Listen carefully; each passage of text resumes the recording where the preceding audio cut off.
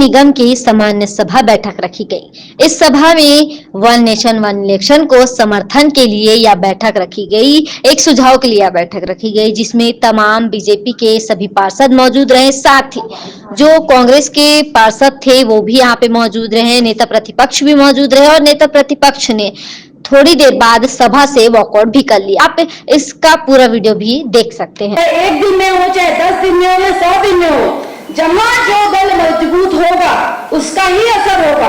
क्षेत्रीय दलों में अगर जनता के साथ अच्छा संबंध बनाकर रखा होगा तो उसका परिणाम भी उनको अच्छा ही मिलेगा। हमारा विपक्ष इन बातों से डर क्यों रहा है? उनको क्यों ऐसे लग रहा है कि ये जो परिणाम है वो हमेशा सत्ता पक्ष के पक्ष में ही आएगा?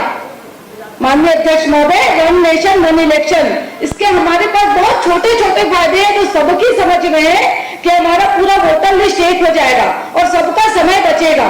फर्जी वोटिंग, हम बात करते हैं कि वही व्यक्ति यहाँ विधानसभा में एक इलेक्शन चुनाव में वोटिंग कर रहे हैं और दूसरी जगह पे वो पंचायत चुनाव पे वोटिंग कर रहा है, तो ये फर्जी वोटिंग भी बंद हो जाएगी। हमारा जो पुलिस प्रशासन और जो सिक्योरिटी की टीम है जो पूरे टाइम इन अलग अलग चुनाव में लगा रहता है, वो परेशानी से हम बचेंगे और उनका समय बचेगा। सब विभाग चुनाव की तैयारियों में जुट जाते हैं अध्यक्ष महोदय और चुनाव के कार्यों में लग जाते हैं। अगर वन नेशन वन इलेक्शन होगा तो सभी अपने मूल कार्यों में लगे रहेंगे और हमको सार्थक परिणाम देंगे। हमारा जो प्रिंटिंग छपाई में जो शासन का पैसा लगता है वो खर्चा उनको बचेगा।